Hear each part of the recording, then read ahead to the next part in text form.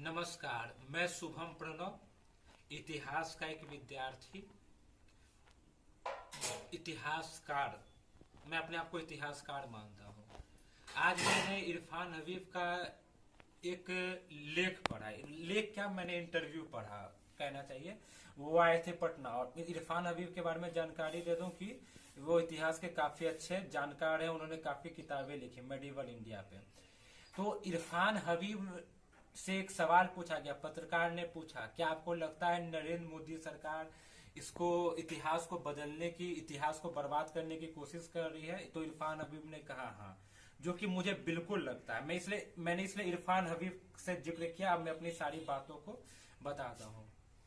इतिहास विषय पे एक बात तो तय है कि इतिहास विषय को ठीक से भारत में लिखा नहीं गया है, भारत में ठीक से पढ़ाया नहीं गया है। जो इतिहासकार है, एक्चुअली इतिहासकार है नहीं, वो इतिहास के दलाल हैं, दल्ले हैं इतिहास के। जो एनसीईआरटी किताब लिखते, total all are broker of history. इस शब्द को का मैं प्रयोग कर रहा हूं। उसको लेके जो भी करना, मुझ पे केस करना कर लीजिए। I will see him in the court. मैं तैयार हूं। मानहानि का मुकदमा करना है तो कीजिए। मैं तो चाहता हूं कि करे, ताकि पूरी दुनिया को आपकी सच्चाई पता चले। दल्लो, Romila Thapar ma'am, R S Sharma या उपिंदर सिंह जैसे अच्छे इतिहासकारों पे मैं आरोप ये नहीं लगा रहा हूँ। इरफान हबीब या एक हाल फिलहाल बहुत अच्छे इतिहासकार सामने आ रहे हैं, वो है राजेंद्र प्रसाद सिंह जी। देखिए, मेरा मानना ये है कि जैसे कि एक बहुत ही घटिया प्रचलन शुरू हुआ है, और एक बहुत ही घटिया यूनिवर्सिटी से वो प्रचलन शुरू हुआ है, व्हाट्सएप यूनिवर्सिटी का।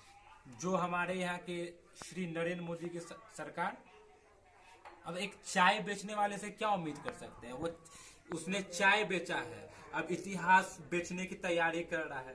पहले तो देश बेचेगा, उसके बाद इतिहास बेच देगा। आखिरकार है तो वो भी दल्ला नरेंद्र मोदी।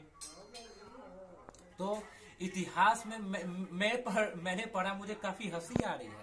राजस्थान में एक जिक्र आया कि महाराणा प्रताप ने अकबर को हराया।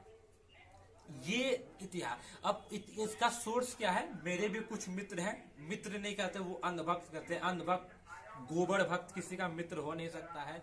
वो मुझे शुभम प्रणव को, जिसके आगे सारी दुनिया झुकी हुई रहती है इतिहास सीखने को, वो मुझे इतिहास बता रहे थे कि जानते हैं शुभम, ये महाराणा प्रताप ने अकबर को हराया। हम बोले कैसे कह सकते हैं भाई आप, कैसे आपको पता?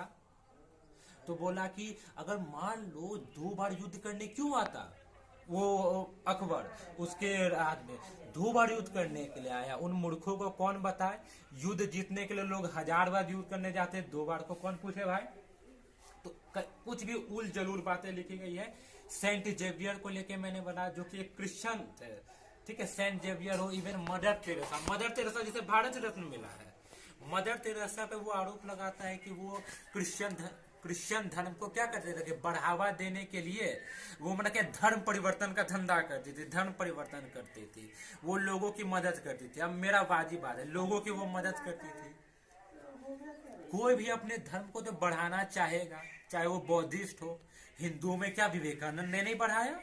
विवेकानंद ने रामकृष्ण मिशन की स्थापना नहीं की थी तब? और एक और आरोप जो मुझ पे लगता है, मैं अपने आरोप, मुझ पे तो आरोप लगता है, मुझे काफी खुशी होती है कि मैं हिंदू विरोधी मियाँ हूं। तो मैं ये बता दूं, जो कि मैं बताना नहीं चाहता था, कि मैं ब्राह्मण हूं, और हिंदू धर्म एक्चुअली ब्राह्मणों का दिया हुआ है, ब्राह्मण धर्म है। तो ऐसे ही आपकी तो औकात नीचे गिर गई। मैं यहाँ जाति पे भेदभाव की बात नहीं कर रहा हूँ, लेकिन मैं हकीकत बता रहा हूँ। और इवन मैं ब्राह्मण होके भी ब्राह्मणों पे आरोप लगाता हूँ कि आपने बौद्धिस्ट इतिहास को ठीक से लिखा नहीं है। हमारे यहाँ 28 बुद्ध हुए। हम जानते हैं कि एक बुद्ध के बारे में, गौतम बुद्ध के बारे में। तो अब बुद्ध पे बुद्ध मिल रहे हैं। कश्यप बुद्ध, कोणार्कमन बुद्ध, कृपाचार्य बुद्ध, अवलोकितेश्वर बुद्ध, इतने सारे बुद्ध मिल रहे हैं। परसों नहीं, कल मैंने रात में पढ़ा राजेंद्र प्रसाद सिंह, जो कि बिल्कुल मेरे ही जैसा, या मुझसे कुछ कदम आगे ही वो है इतिहासकार, जो कि बौद्ध साहित्य पर वो रिसर्च कर रहे हैं, ठीक है। मैंने तो सिर्फ सोचा ही, वो बेचारे रिसर्च करे, बहुत अच्छे व्यक्ति हैं। उन्होंने रोहतास में जाके खोजा बुद्ध के बारे में, बुद्ध की वहां मूर्ति मिली थी जिसे गांव के लोगों ने ये ब्रह्म बाबा माना। मैं एक और चीज ये साबित कर रहा हूं कि आपके पूर्वी चंपारण में बौद्ध का वो मिला था, वो क्या कहते हैं स्तूप, उसे लोग शिवलिंग बना के पूज रहे हैं। अंत में जाके कोर्ट ने उसे कहा कि वो बौद्ध स्तूप है। मथुरा में बुद्ध की अवशेष मिला।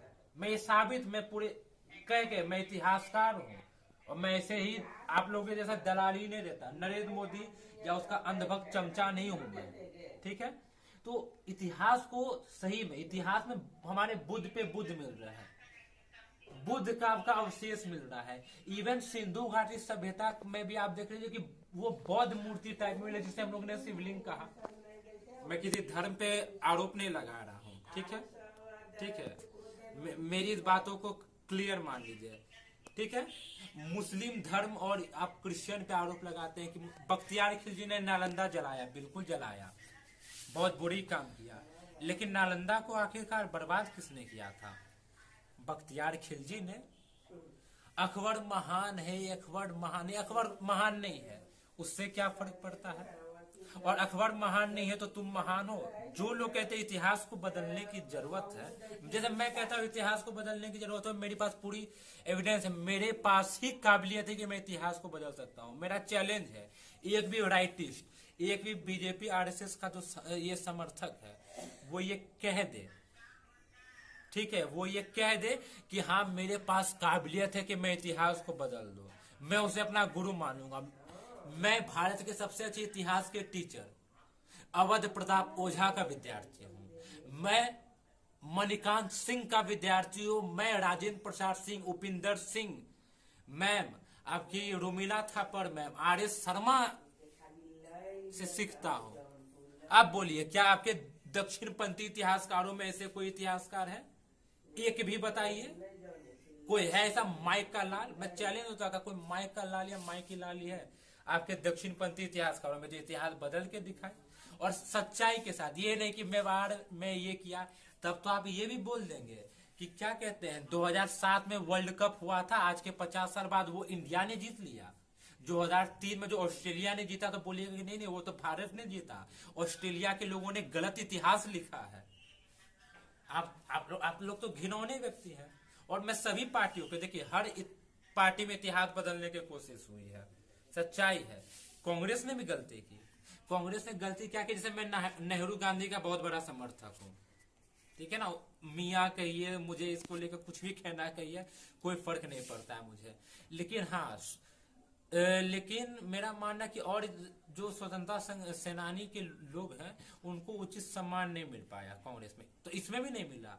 सिर्फ सरदार पटेल की मूर्ति बनाने से या भगत सिंह कहने से ये नहीं होता। आप लोग तो कार्ल मार्क्स से विरोधी है, कार्ल मार्क्स जिसका मैं बहुत बड़ा समर्थक हूँ। कार्ल मार्क्स के बिना पॉलिटिकल साइंस अधूरा है, पॉलिटिकल साइंस अधूरा। इतिहास को पढ़ने की जरूरत है। इतिहास मतलब क्या? That dialogue between present and past is called history. वो डायलॉग है। हाँ, एक जगह इरफान हबीब गलती कर गए। इरफान हबीब ने बोला कि पास्ट में जो रहता है वो बदल, ऐसी बात नहीं कहनी। देखिए, पास्ट तो हमें जानना चाहिए। जिसने इतिहास ठीक से नहीं जाना, जो देश इतिहास जानने में विफल रहा, उसका वर्तमान और भविष्य सक्सेसफुल नहीं हो सकता। वो नहीं कर सकता। जैसे भारत के लोग अपना इतिहास नहीं जानते हैं, ठीक है। आप पढ़ लीजिए, हिंदी साहित्य कितनी घिनौनी तरीके से लिखा हुआ था, बाद के लोगों ने ये ठीक किया, ठीक है। हाँ, और एक और बात है कि जो अच्छे लोग भी हैं, जो इतिहास के अच्छे जानकार हैं, वो जातीय मानसिकता से ग्रसित हैं। ब्राह्मणों पे आरोप लगाना, इवन आप या दलितों पे आरोप लगाना, मैं नहीं लगाता। इतिहास में जैसे मुझे नहीं पता राजेंद्र प्रसाद सिंह किस जाति के हैं, मुझे कोई मतलब नहीं है, कोई लेना देना नहीं है, उन्हें नहीं लेना देना। अवध प्रताप ओझा ब्राह्मण है, उनके टाइटल से पता चल गया। लेकिन मणिकांत सिंह कौन है? राजपूत है, भूमियार है, कि छोटी जाति के हैं, उससे मुझे क्या लेना देना। तो इतिहास को आपको क्या कहना चाहिए? इतिहास कैसा होना चाहिए? सच्ची मैं बात बता रहा हूँ। इतिहास वैसा होना चाहिए जो किसी गलत मानसिकता से नहीं लिखा गया हो।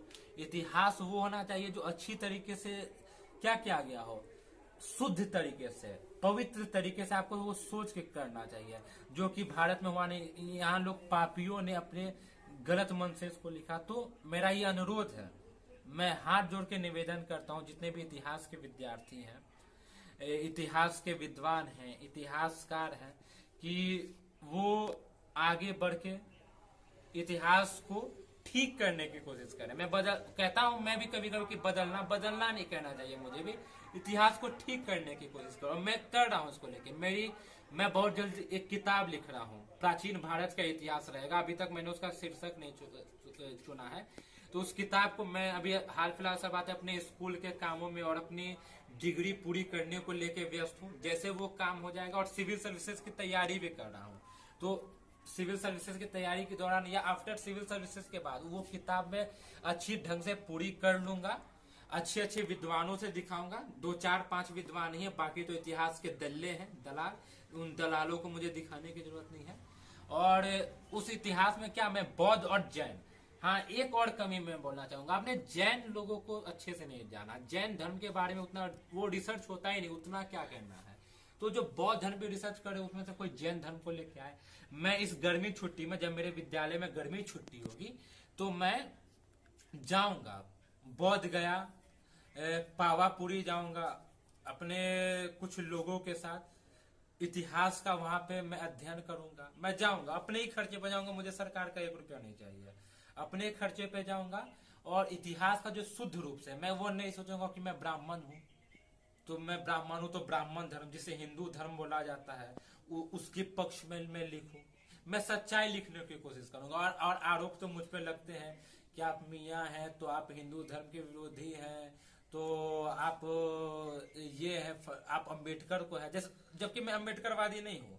मैं अंबेडकर की बहुत आलोचना करता हूँ, मैं अंबेडकर का बहुत बड़ा विरोधी हूँ। तो आपको जो आरोप लगाना लगाइए, और अंजाम जो भी हो, लेकिन मेरा ये मानना है कि इतिहास के लोगों को इतिहास की अच्छी किताब मिले, और इसे मैं ही कर सकता हूं। ऐसे मैं मतलब मैं क्या कह दूं, मैं कह ही देता हूं, I am the last scholar in the field of history and political science. मैं इतिहास और राजनीति विज्ञान का अंतिम विद्वान हूं। ना मुझसे पहले कोई था, ना मेरे समय कोई है, ना मेरे कोई बाद होगा। ये मेरा घमंड नहीं, ये मुझे गर्व है, और मुझे इस बात का बहुत बड़ा गर्व है कि मैं भारत के सबसे अच्छे इतिहास के टीचर अवध प्रताप ओझा और मणिकांत सिंह जैसे शख्सियतों का शिष्य हूं। राजेंद्र प्रसाद सिंह, रोमिला थापर मैम, उपिंदर सिंह मैम, आपके RS शर्मा, AL बासम जैसे व्यक्तियों का मैं पढ़ते रहता हूं। अभी तक मुझे किन्हीं से मिलने का मौका नहीं मिला है, बट मैं जरूर मिलके अपने इस जीवन को धन्य करूंगा। और एक ही बात, बुद्धम शरणम गच्छामि।